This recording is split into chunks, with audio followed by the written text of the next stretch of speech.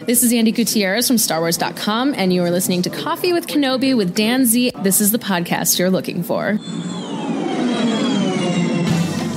This is Ashley Eckstein, Ahsoka Tano from Star Wars The Clone Wars and Star Wars Rebels, and you're listening to Coffee with Kenobi with Dan Z. Hello, my friends, and welcome to Coffee with Kenobi, show number 561. This is your spoiler-free place for Star Wars community and conversation. I'm your host, Dan Zare, thrilled to be talking Star Wars with each and every one of you. You can support Coffee with Kenobi by following the show on Twitter, Facebook, Instagram, Pinterest, and TikTok, and subscribing to the YouTube channel. Help spread the word by tweeting that you're listening, share it on Facebook, or invite your friends and family to tune in and share a cup of coffee with us. Coffee with Kenobi is a proud member of the Spreaker Prime program. Thank you to the official travel partner of Coffee with Kenobi, MEI and Mouse Fan Travel. If you're interested in a no-cost, no-obligation quote for your next vacation, check out coffeewithkenobi.com/mousefantravel. Let them know Coffee with Kenobi and Dan Zare sent you. Thank you also to members of the CWK Alliance. Find out how you can join the Alliance for as little as $1 a month and get access to exclusive podcasts, videos, and much more at coffeewithkenobi.com/CWK Alliance. On today's show, author Chris Kempshall joins me to talk about his new book, The History and Politics of Star Wars, Death Stars and Democracy. So pull up a chair, grab your favorite coffee mug, and let's have some coffee with Kenobi. So who talks first? You talk first? I talk first. Joining us today for a cup of coffee is the author of The History and Politics of Star Wars, Death Stars and Democracy. We have the author, Chris Kempshall. Chris, welcome to Coffee with Kenobi. Hello, thank you very much for having me. Although, to be honest, I feel like an absolute fraud. I don't drink coffee. I've got some lovely lemon drink here, which we'll have to substitute for it. But and I don't drink tea either. I'm a very bad English person. You know, as long as the vocal cords lubricated, I find that to be just perfect. Yeah, you don't want to go kind of full scratchy Palpatine voice in the first 5 minutes. That's right. Save that for the end, for the real punch. So this is, I'm excited to talk with you. I first, of course, know about you from Star Wars Battles That Changed the Galaxy, but you probably don't know this, or maybe you do, but I was in the audience for the Star Wars nonfiction panel at Star Wars Celebration in May. And I found you so charming. I honestly thought you stole the show. And every time you talked, I was excited because I thought you were very witty and insightful. And I feel like that very much comes through in your book. So it's a pleasure to speak with you. Oh, that's really kind. I knew that you were there because I think we talked about it briefly on Twitter afterwards. Yes. But yeah, I had no idea. I mean, part of the thing is, I mean, you've done those stage things with all the lights kind of shining at you. There could have been 1,000 people in the audience. There could have been 3.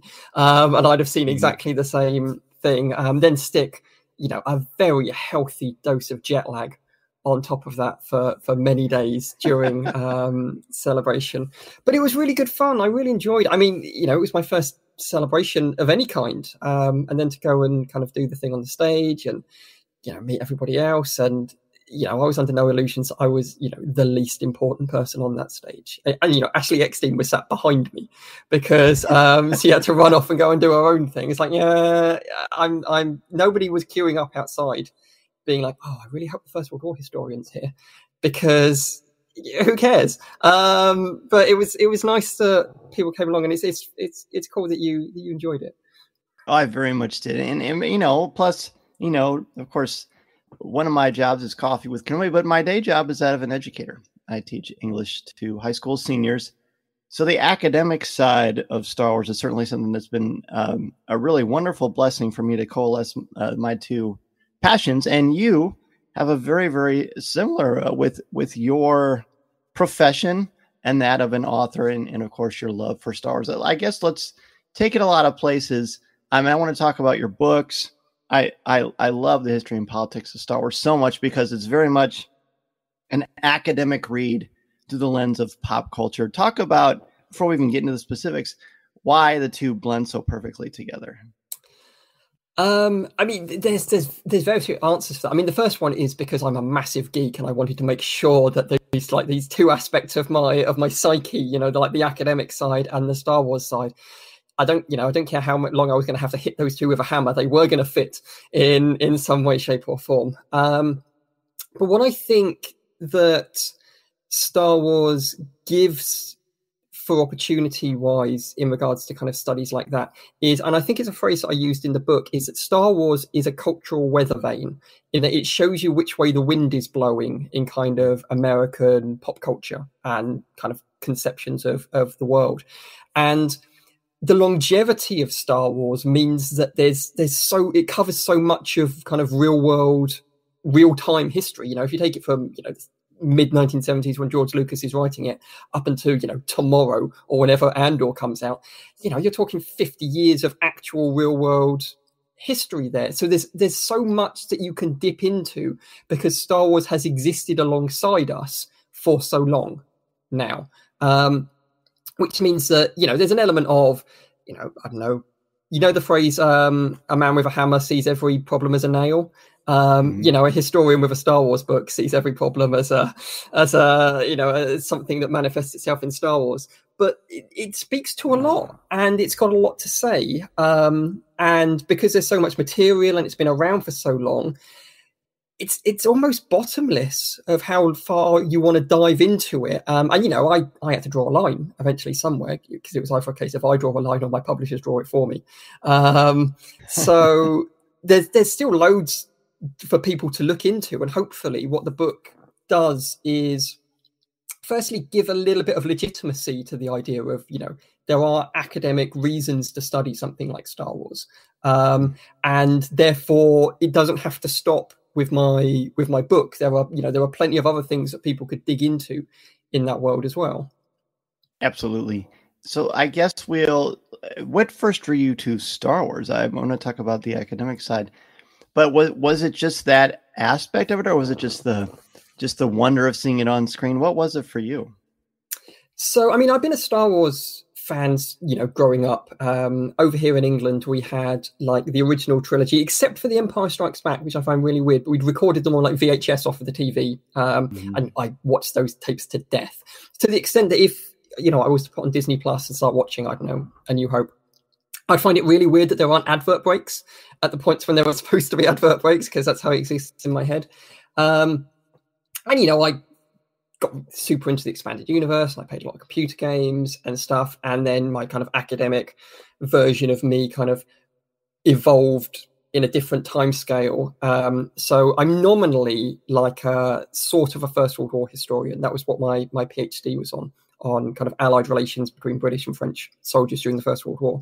But then once I completed that, I allowed like a geeky aspect of myself to rise to the surface, and did like the portrayal of the First World War and warfare and history in computer games to come out. And that did surprisingly well. So I then had this conversation with the editor at Routledge who published the book. And he was like, have you got any other ideas for stuff you'd like to write? I was like, well, what are we talking about here? Because, we're talking about First World War stuff. We're talking about geeky stuff. And he was like, well, what do you want to do? And I wanted to write a book about Star Wars, mainly as like a present to myself. As you've been very good, Chris. You've done all of your other writing, you've done all of your reading. Now you can have a little treat. But because I thought that there's something to say. That's as a historian, that's kind of like the foundational starting point for everything. Is there something here to talk about? Does it have something to say? And I thought that it did. And I thought, well, there hasn't been a lot of stuff about Star Wars in the way that I'm intending to do it, particularly about the expanded universe. So maybe not only is there stuff to say within, Star Wars, there's stuff that I have to say about it, which is like step 2 in the tick list of could this be book or could this be blog? And yeah, that was kind of the starting point. That Star Wars had always been a part of my kind of pop culture world, and as my kind of weird academic persona kind of evolved, it led me to start looking at Star Wars through kind of slightly different eyes, if that makes sense. Absolutely. Yeah, I first the very first lesson I ever taught, it was a lesson where we were in front of a room with other prospective teachers in various fields, and it was just after Revenge of the Sith came out. So I did this hour-long discussion about how Anakin Skywalker was like Hamlet. And, it was, again, just sort of thinking, well, I'm learning about Hamlet through Star Wars. I'm learning about Star Wars through Shakespeare. And then Ian Desher's William Shakespeare Star Wars books came out shortly thereafter. Brilliant. Absolutely brilliant. And so to me, this is an absolutely natural thing because I believe history, like mythology, teaches us so much about culture. And I feel like that jumps through just at the beginning of the history and politics of Star Wars. So you shared sort of how this book came into it, but even your, the a long time ago at the very, very beginning, your acknowledgments, there's just so much richness there. I mean, I don't want to give away things, but again, the way you wrote this is just absolutely brilliant. Oh, thank you so much. Yeah, it's because it's like the various parts of me coming into play. But I find you're talking about using Star Wars as a lesson for Hamlet super interesting, because something that I've done in the past is, because I normally teach kind of university or what would be kind of college students in America, but I've done stuff with, like, I don't know, 12, 14-year-olds, and like, who are, at school, but they want to get kind of a flavor of what college is like. I've done some lessons with them, and one of the ones that I've done in the past as a way of using Star Wars to talk about how people understand things is kind of, okay, hands up, all of you who have watched Star Wars, and smattering of hands, because they're still quite young, and a lot of this was before the sequel trilogy started coming out. Okay, fantastic. Now, hands up everybody who knows who Luke Skywalker's father is. And then loads of hands go up. It's like, well, how do you know? If you haven't seen the films, how have you acquired this information? And it tells you a lot about how kind of pop culture and knowledge radiates out without having to actually watch the original thing. And people just know things, but they know it through a variety of different tracks. And that's almost kind of partly the argument of the book, in that you don't have to experience the event because it gets repurposed and delivered to you in a different way. So when people talk, I think the word politics is taken on this very pejorative thing. When at its core, politics really isn't about. It's about trying to establish certain key elements of a society, of a government. How would you define the word politics, and how do you see that played out in Star Wars? Yeah, I think you're right, and I think you're right about it being taken as a pejorative, because certainly in the way that we see it now, politics is viewed as a bad thing that is being inserted into something. You have added politics to my series that I'm watching, or my film, in the same way as, like, oh, you've added salt to my dinner and now you've ruined it. Yes. Whereas politics in regards to there are political parties, politics as a process, but also politics as a way of understanding the world. There are historical events that are political in their nature. The fall of the Soviet Union is both a historical event and a political event, and has to be understood in a variety of those ways. So what you get with the History and Politics book is, firstly, trying to talk a little bit about how Star Wars uses an event like the fall of the collapse of the Soviet Union, both at the time and then afterwards, and what kind of lessons or understandings it's trying to transmit to us about that. Because having a conversation about the collapse of the Soviet Union in, like, the very, very early 1990s is going to sound an awful lot different to having a conversation about the collapse of the Soviet Union now. And the context is what matters. One of the overarching messages when I used to study media studies is, the context is the text. The period in which something is created is as important as the thing that it's trying to say. And I've been doing that with history students for years, of saying, bring me a book, open it, before we get to, like, even the contents page or the actual text about what the book is about, open it to the date in which it was written, and I can tell you a good deal about what that book is about before you even read me the title of it, because the world in which something is produced has an impact on the production of the thing. And that's kind of how I try and frame the material within the book of, it's about the past, but it's also about the present at the time that, I don't know, Heir to the Empire was released, or Michael A. Stackpole's X-Wing novels, or Revenge of the Sith, is just as much about the Weimar Republic in Germany as it is about Julius Caesar and the Roman Republic in ancient times, as it is about the world post 9/11. All of those things can be true. It can be about multiple things because that's the time in which it was created.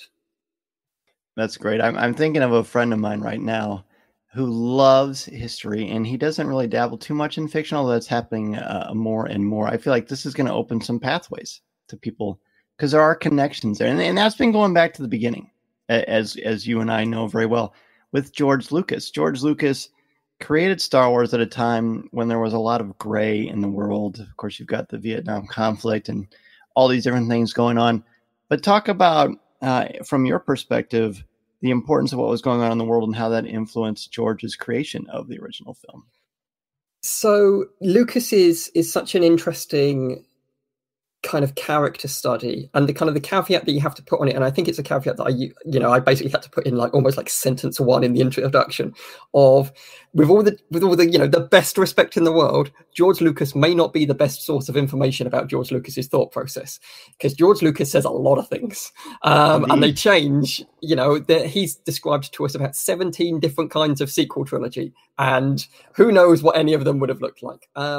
But what is clear about George Lucas is, before he was writing Star Wars, he was working on Apocalypse Now.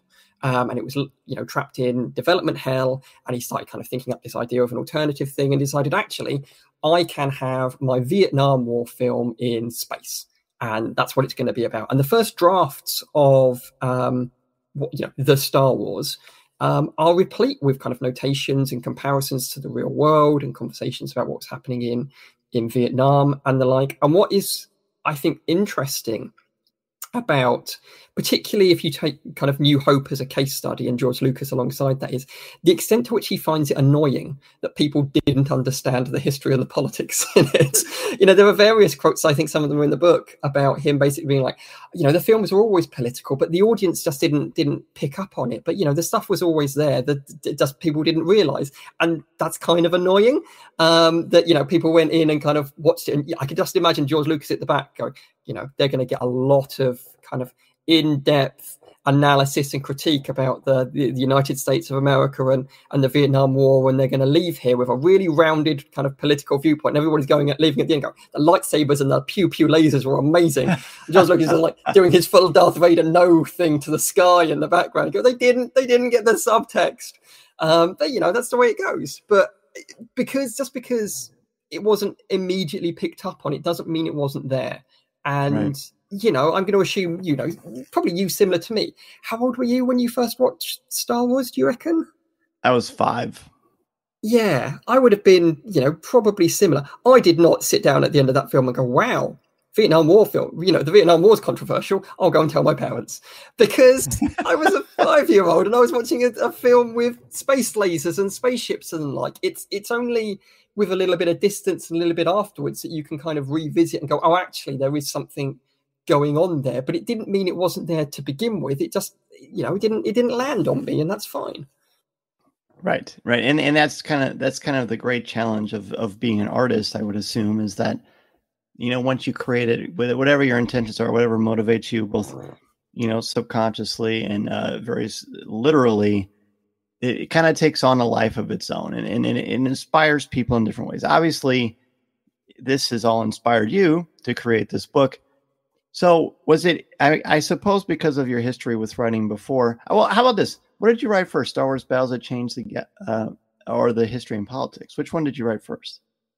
So I had written like the first chapter of History and Politics of Star Wars when I got contacted by DK, and then paused writing the History and Politics of Star Wars for any number of reasons. The pandemic was a big one. I couldn't get into the archives I wanted and bits and pieces like that. Sure. And then wrote and completed my parts of Battles That Changed the Galaxy before doing History and Politics of Star Wars. The vast majority of History and Politics of Star Wars was written in about 6 weeks this time last year, because I was in between jobs. I'd finished up one teaching job, and I'd got on the current job that I'm doing, which is like a 2.5-year, 3-year research job. And there was like a 6-week gap.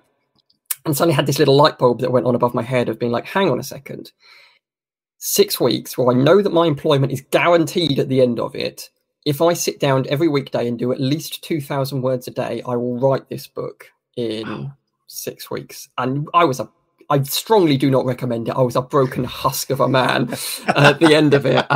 Every part of my body ached. I'd used every word that I know. But that's, I guess kind of got it down and then edited it. And then we got it off to the publishers, and the extra process began. But yeah, the battles that changed the galaxy came about as a result of the history and politics of Star Wars, but was written, completed, and released beforehand, which is a very weird kind of like time scale in my head. But it's also you're also writing for a very different audience, right? It's a very different approach to. So talk about that, because I think the concept of thinking about how your audience will perceive things and kind of filtering it through that lens is really challenging, more than people realize. Yeah, I think it is. And one of my many fears going into Battles That Changed the Galaxy was, and I think I might have said this at Celebration, I was terrified that people were going to come away with the book and go, wow, 75% of this was really good. And then there was the other bit. Because, David, Jason, Cole, and Amy, who are all, amazing and, recognizable Star Wars people, have been doing this for years. They know how to sculpt that audience. And then, somebody put a nickel in the historian, and then we see what kind of comes out at the other end of it. But I found it liberating, actually, because I approached it in a way of if I was writing a history book. But there's an element of, so I don't have to put footnotes in. I just have to write stuff, and I actually I'm allowed to write this in a way that a human being could read it and process it and enjoy it.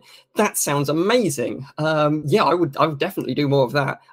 So the writing of Battles was it was brilliant. I loved every minute of it, and it was such a democratic approach, because every week our editor would email over across a list of spreads that would do dotted across the book, and it would be like, okay, here's the spreads, you get 2 or 3 each. Chris, you got to pick first last time, so you'll pick last this time. Amy, it's your turn. And then we just go down the list, and then we'd all get a couple of the big battles, and we'd all get a couple of the spreads that break it up with kind of little niche bits and pieces. But the writing for it flowed so nicely and easily, because I think the starting point for all of us, and anybody who's written a Star Wars book, and I imagine it must have been the same for you when you were doing yours, is I'm going to write this so it would be a book that I would want to read. Because I'm not that different to any other Star Wars fan, and I've got a feeling, because I've written history books before, about the types of things I would sprinkle in on this to give it that kind of veneer of historical writing authenticity. But I'm a Star Wars fan. I know what I would like to read. I'm pretty sure that I can convert that into something that's another Star Wars fan would like to read. So it was, even more than history and politics, it was like writing a book for myself. Whilst at the same time trying not to, massively devalue the product that 3 other people were also working very hard on. 100%. I think that is an apt way to describe it. That's what I try to tell people. Look, when I write something or do something, I have to think about what I would want to listen to, what I would want to see, because that's the only thing I authentically know. I know what I like. And you just hope that the people have asked you to be a part of it because they feel like your perspective or your point of view is something. So, well, thank you for engaging in that metacognitive stroll down memory lane, because I feel like that's an important aspect of this. There's a lot there. I would imagine with Star Wars Battles That Changed the Galaxy, the research was quite a bit different than it was for the history and politics of Star Wars. I'm so fascinated by the research process. Talk to me about that for the history and politics of Star Wars. Well, I mean, I'll touch firstly on the battles aspect of it, because you're right. I watched like a lot of episodes of like Rebels. I watched the films over again and the like.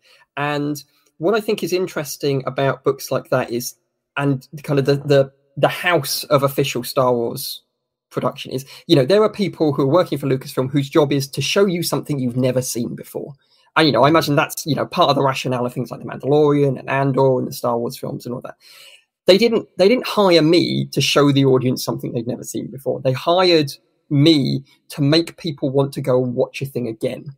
And that was a very kind of interesting approach to kind of adding a depth to something that has already existed, to make somebody want to go and watch one of the films again and get something new out of it because of something that we put in the book.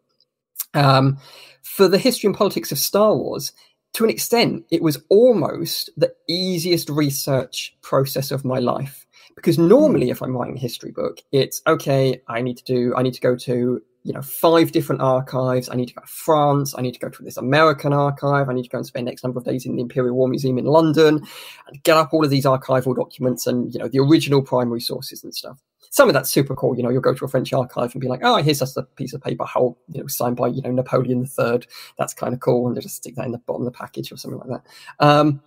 For the history and politics of Star Wars, it's like, right, I need to think about the way that Star Wars is talking about the world in the 1990s. Well, I guess I'll just go upstairs to my bookshelf then, because I've got all of the expanded universe novels up there, sat on a shelf, and it made the commute super easy. I'd already read all of those books, and I've got a really weird memory in the sense that I could remember various parts of them, and I could generally remember, okay, I'm looking for a thing, it's in this book. I'm pretty sure it was on like a right-hand page rather than a left-hand page. And I'd go out and I'd dig the stuff up from that. But because I already had the material and I had the knowledge of having read it at the time, it wasn't a great leap to go, okay, this is what you read at the time. Let's stick, 10 years or 20 years later, your historian lens over the top of this. And what is now immediately jumping out to you about the things that it's talking about or the settings that it's using. And I honestly think that this type of study could only have been done by someone who had read all of those expanded universe novels as a fan at the time being, because it's just not a reasonable thing to ask of somebody to come in and be like, you're going to write a Star Wars book. There's like 500 books that you need to read and like a million computer games and a ton of graphic novels. So if you could get that done by Friday, then we can start the writing process. It's not a type of task that somebody can, easily undertake. But because I'd already, wasted X number of my years of my life anyway, reading through 500 Star Wars novels and playing a bunch of Star Wars computer games, I had that existing pool of information that I could then put a historian hat on and go, okay, what do I actually think is happening here? And that's, okay, this is what I think. Now I'm going to go and get the book and I'm going to read back over this part to refresh my memory, make sure I wasn't remembering it wrong. And let's see how closely it matches up to what I think is happening. And quite often it was either even more than I thought was happening or pretty much on the nose. And that's quite reassuring, because when you're writing a history book, the worst thing that you can imagine is going and looking at the material and going, oh, wow, I was way off. Yeah, actually, the whole premise of this is just nonsense. It is just space lasers and, laser swords and stuff. There's nothing here. I have to go and tell the publishers that I'm very sorry. So it was reassuring that my memories and my expectations were matched by the material itself, which is always kind of like a big let off. So I guess the big question then would be, what did writing this book teach you, A, about Star Wars that you never considered before? And what did it teach you about your study of history that you'd never considered before? There was loads more in there, because one of the things I talk a lot about in the book is the Soviet Union aspect of it in the 1990s, kind of like the heyday of the expanded universe and the like. Yes. But what I think is important to acknowledge is that the fall of the Soviet Union means different things here in England than it does in America. The way that it's represented in kind of popular culture and in our national memory and the like. So that aspect was a big surprise to an extent when I went back to it, because it's a bigger thing across the Atlantic than it is here, because, of the way that America exists as a superpower and the way that it's kind of interwoven into American popular culture. And like, it doesn't have the same resonance to an extent here in England. That might sound a little strange to some of your American listeners, but, it's just two different countries interacting with the same thing. So going back and looking at it and going, oh, actually, there's so much more going on here than I was aware of at the time. And some of it is because I was young, but I think an element of it is because I was English. I'm reading them and it just isn't landing in the same way, because it's not as present a concern in, Britain going, oh, how are we going to figure out our place in the world? Well, our place in the world got kind of figured out with the collapse of the British Empire and, the end of the Second World War. And like we have our own issues kind of going on within our kind of national identity, which aren't then being mirrored with what's happening in American national identity. So that was a big surprise for me. But what looking at Star Wars has taught me about the study of history is almost a kind of like a reassurance that pop culture is a delivery mechanism for understandings of the real world and for history. And, you know, on the surface, we say that, you know, fairly easily, going, you know, well, of course it is. But the sheer, you know, the tonnage of stuff that didn't make it into my book that is still relevant and is still kind of, you know, talking to specific things is the type of thing that makes me kind of, I'm not, you know, I've just finished a book. I'm really tired. I'm not eagerly looking for the next thing to jump into, but it makes me look at other things and go, I wonder how, you know, if you were to really start digging into this, how long it would take you before you start finding these same resonances and the like. You know, I'm not going to do it because, again, I'm very tired and I don't know necessarily if that's the direction I want to take.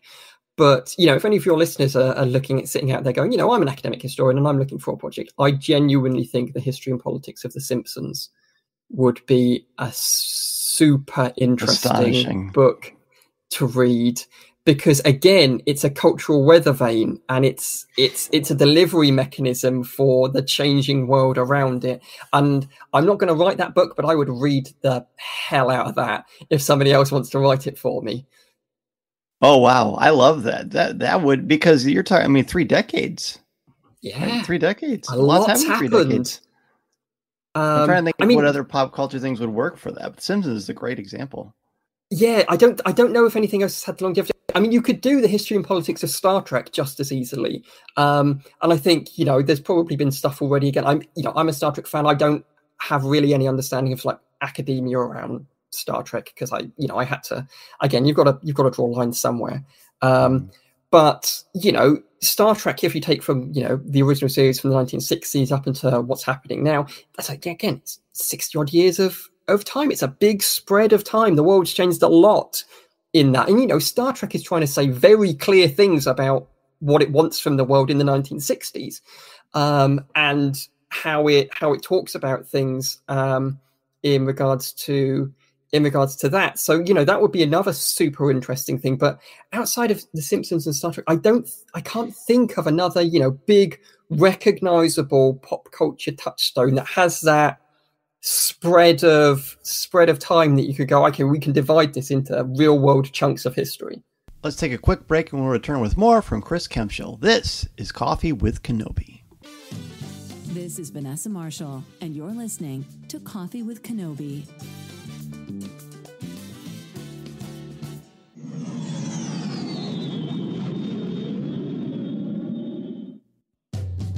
Oh, I've got one for you. In fact, I teach several sections of a mythology course at the high school where I'm at. And we just did a big in-depth study of culture and superheroes during World War II. The creation of Superman and Batman and Captain America. And talk about how they have changed over, 70, 80 plus years. And how that's very much reflected in what is going on. How Superman or Captain America have different sort of, they're similar at their core, but there's just different things that are important to them. I think that's a really rich area too.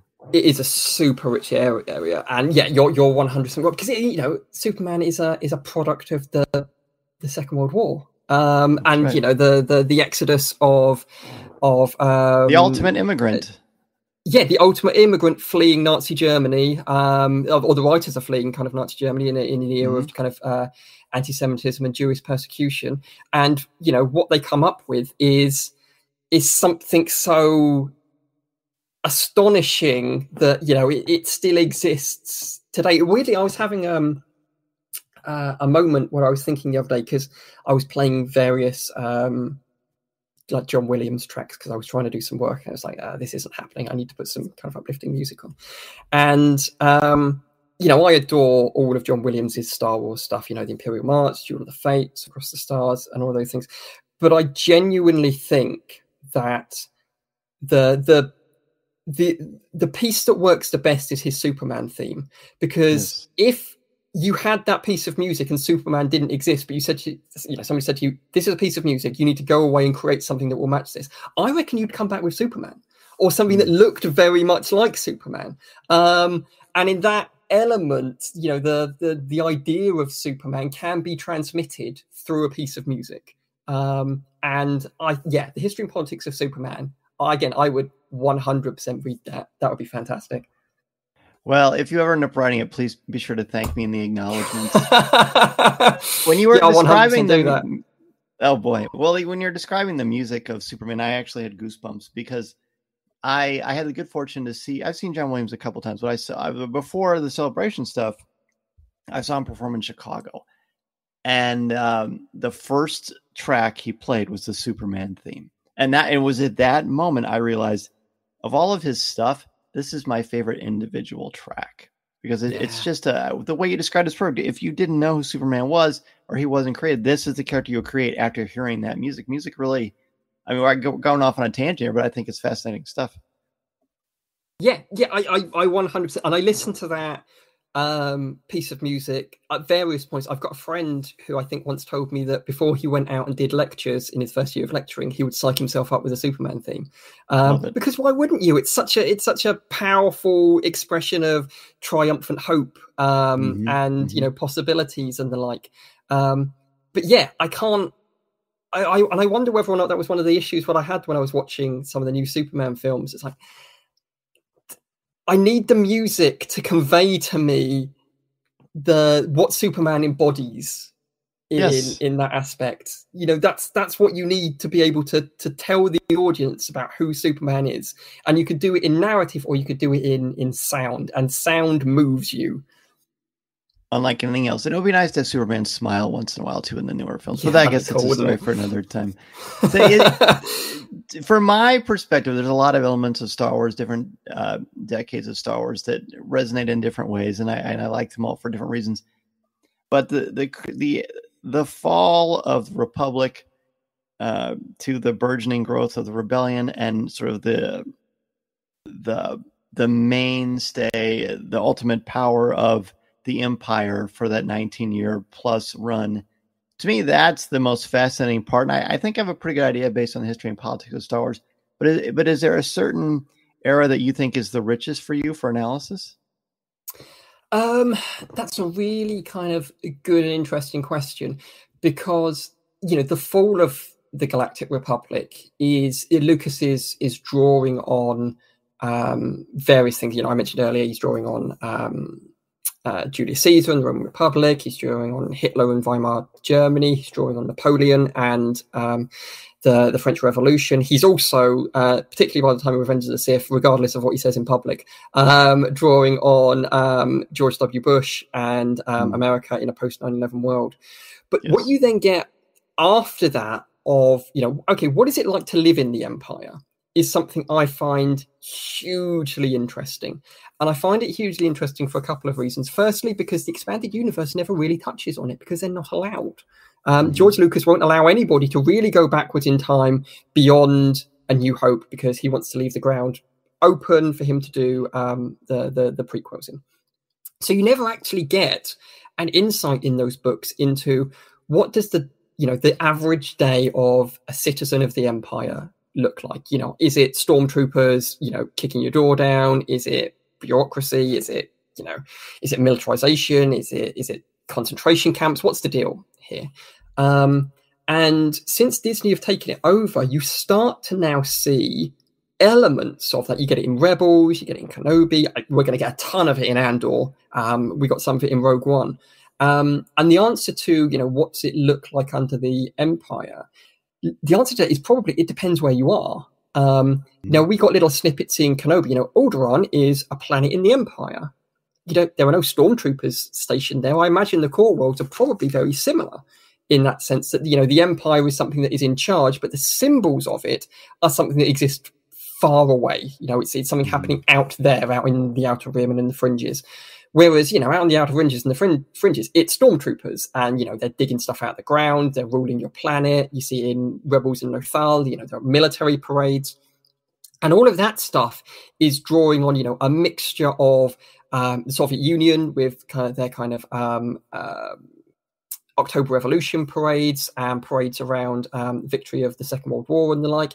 It's drawing on Nazi Germany with all its iconography and red and black banners and kind of symbols of the regime and the like. And I find that really, really interesting. And I'm hoping it's something that we're going to get into more in Andor, because if you take just the original trilogy, tells you straight away the evil empire. But what makes them an empire and what makes them evil? Okay, yeah, they blow up Alderaan, and that's a pretty evil thing to do, and they've clearly got bad guys in armor and military and stuff like that, and they barbecue Luke's loved ones, which upsets him so much he never mentions them ever again. But that's just a weird thing. But the Empire was evil because we've been told that they're evil, therefore they're evil, and it's a very circular thing. Clearly they are doing evil things, but we never really get an insight into what has the Empire been doing? What do they do to their citizens? How do they rule the galaxy? And that vacuum is something that is starting to get filled now. And it's one of the reasons why I'm so hyped for Andor, because, what I was saying earlier on, I want to, there are people that work at Lucasfilm whose job is to show us something we haven't seen before. And they are going to show us something we haven't seen before. We're going to see Coruscant under Imperial rule. We're going to see, this heyday of the Empire. And I'm so interested in what historical examples, almost in the footnotes, that I'm going to watch this and go, I can see where you're drawing from here. I can see where you're drawing from here, and how they make this whole thing work together, because it's so completely untouched, really, in kind of Star Wars background.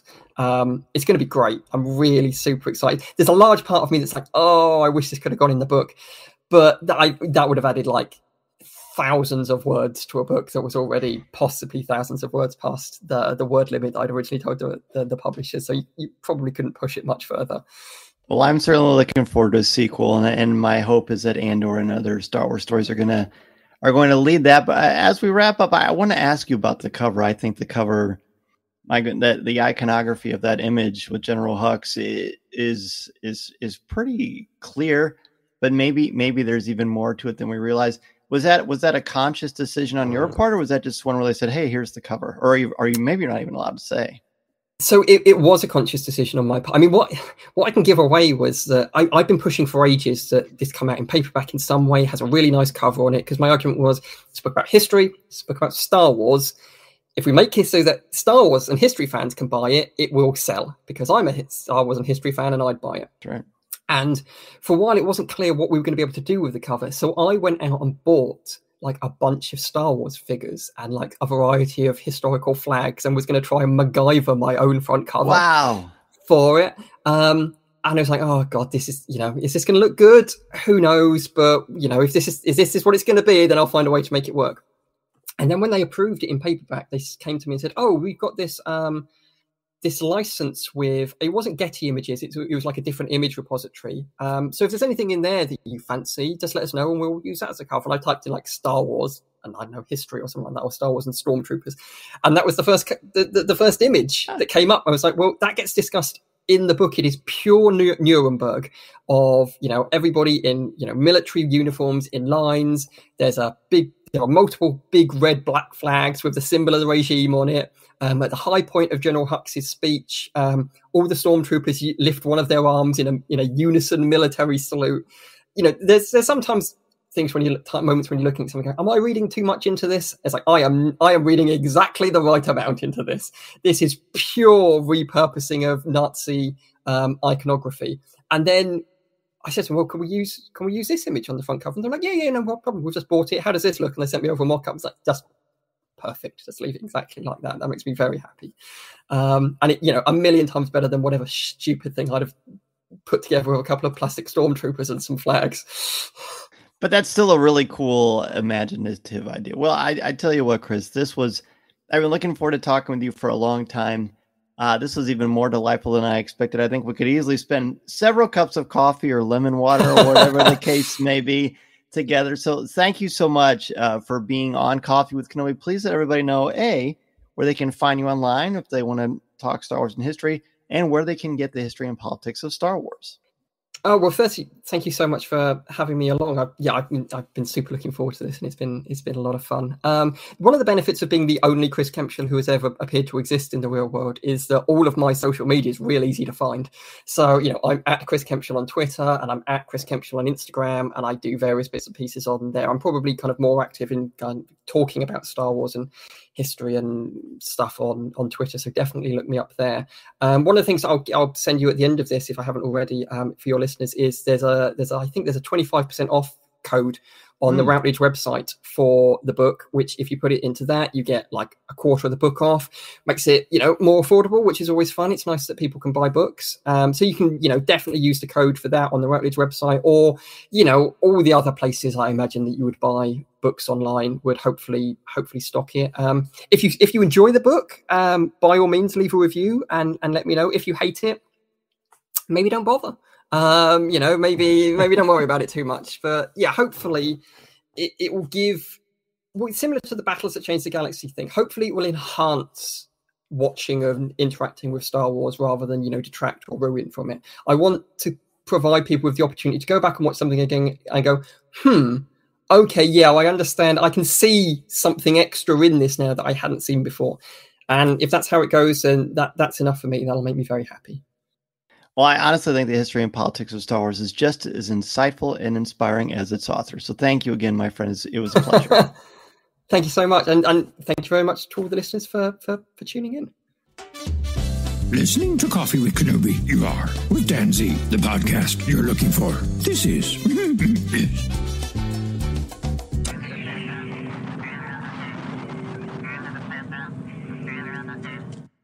That's going to do it for this week's episode of Coffee with Kenobi. I want to thank our guest for this week, Chris Kempshall, for his amazing dialogue and conversation about his amazing book. Be sure to check it out everywhere that he just mentioned. It's a fantastic read, especially if you are an academic or just want to learn more about different perspectives in Star Wars. And I know our Coffee with Kenobi's listeners are very interested in that kind of thing. I also know you're really interested in the Galactic Star Cruiser trip that we're going on June 12th to the 14th. In the summer of 2023, it's me and MEI and Mouse Fan Travel. If you want to join us on that trip, there are limited rooms available, so be sure to go to coffeewithkenobi.com/mousefantravel for no obligation quote. I'm so excited about the trip, I can't even talk straight. And be sure to let them know that you're interested in the June 12th to the 14th cruise for summer 2023, and that you want to go with Coffee with Kenobi and Dan Zayer's group. They can help you plan your magical vacation for not only this, but Galaxy's Edge, the theme parks, the cruise lines, or anywhere you want to go on vacation. Be sure to let them know that Dan Zayer and Coffee with Kenobi sent you. And remember, there are some rooms available for the June 12th to 14th Galactic Star Cruiser experience with us and MEI and Mouse Fan Travel. I hope you'll be able to hang out with us and train to Batu, play sabacc, learn how to use a lightsaber, all that amazing stuff that you can only get at Walt Disney World. CWK Live is Monday nights. Typically at 7 o'clock p.m. Central Standard Time. I announced earlier this week that because I'll be covering the D23 Expo September this weekend, what is it, the 9th, 10th, and 11th? I believe that's correct. I will be traveling late Sunday, so I will not be able to join you until Tuesday night. So next week will be Tuesday night at 7 o'clock p.m. Central Standard Time at coffeewithkenobi.com/live or facebook.com/coffeewithkenobi. Hope you will join us there. We will continue to talk about Light and Magic, the amazing Disney Plus ILM series. We're also going to do a big D23 episode recap as well. If you can't wait until the live show or the podcast every week, then go to our Facebook group at coffeewithkenobi.com/community and join the CWK Cafe. Star Wars thoughts, comments, reviews, and opinions are there in a family-friendly, spoiler and drama-free place. Our biggest sponsor is you, the members of the CWK Alliance. Thanks to you, the podcast, Facebook Live, event coverage, and so much more comes to life. Find out how you can help the show for as little as $1 a month by joining the CWK Alliance. You will receive access to CWK Pro, an exclusive weekly audio and video podcast not heard anywhere else. Members of the CWK Alliance All-Star level receive a video edition of CWK Pro and access to a private Facebook group as well. Plus, CWK Alliance Grandmaster join me for a monthly live video call. That is at coffeewithkenobi.com/CWK Alliance, and 10% of your monthly contributions go directly to the St. Jude Children's Hospital. Coffeewithkenobi.com is your place for Star Wars news, announcements, reviews, videos, and so much more. You can certainly email me, danz@coffeewithkenobi.com. Connect with me on Twitter at Mr. Zare, MRZEHR. My Instagram, which I'm trying to do more at, is danzare CWK. You can also find me on LinkedIn. Coffee with Kenobi is on social media, including Twitter. We have a brand new super follower option. Go there to find out more about that exciting opportunity. You can also find Coffee with Kenobi on Instagram, Pinterest, and TikTok. You can certainly give the show a like at facebook.com/coffeewithkenobi or subscribe to Coffee with Kenobi's YouTube channel. Please take a couple of minutes to rate and review the show on iTunes, Google Podcasts, or Spotify. If you like the Coffee with Kenobi logo and you like it on a t-shirt, a hoodie, a phone case, a laptop cover, a pillow, so many other options, go to coffeewithkenobi.com/shop. And finally, if you are starting a podcast or a blog of any kind, or you just want to expand your brand, go to danzmedia.com and I can help you get that process started. I am available to come to your school, conference, business, or organization and talk about how to tap into your strengths to help you bring out your very best. Again, I will be covering the D23 Expo Friday, Saturday, and Sunday this weekend. I'm really looking forward to that. Be sure to turn on your notifications for Coffee with Kenobi's Facebook page, as well as on Instagram. There will be lots of stories, reels, pictures, and coverage of the major panels from me, from my perspective, and I can't wait to share it with you. And if you're at the D23 Expo and you see me there, please be sure to stop me and say hello. I'm very much looking forward to seeing you, to covering this amazing event and learning more about Star Wars and, of course, all the other great Disney offerings, which we like too. Let's be honest, Marvel, Pixar, animated stuff, and Disney motion pictures. And by the way, I'll also be at Disneyland on Saturday, most likely hanging out at Galaxy's Edge, enjoying some blue and green milk. So if you see me there, be sure to say hello. Thank you so much, everybody. Looking forward to covering the D23 Expo and breaking it down with you all next week. Have a great week and weekend. And remember, this is the podcast you're looking for. This podcast is not endorsed by the Walt Disney Company or Lucasfilm Limited. It is intended for entertainment and informational purposes only. The official Star Wars website can be found at www.starwars.com. Star Wars, all names, sounds, and any other Star Wars related items are registered trademarks and/or copyrights of Disney and their respective trademark and copyright holders. All original content of this podcast is the intellectual property of Coffee with Kenobi unless otherwise indicated. This is the podcast you're looking for.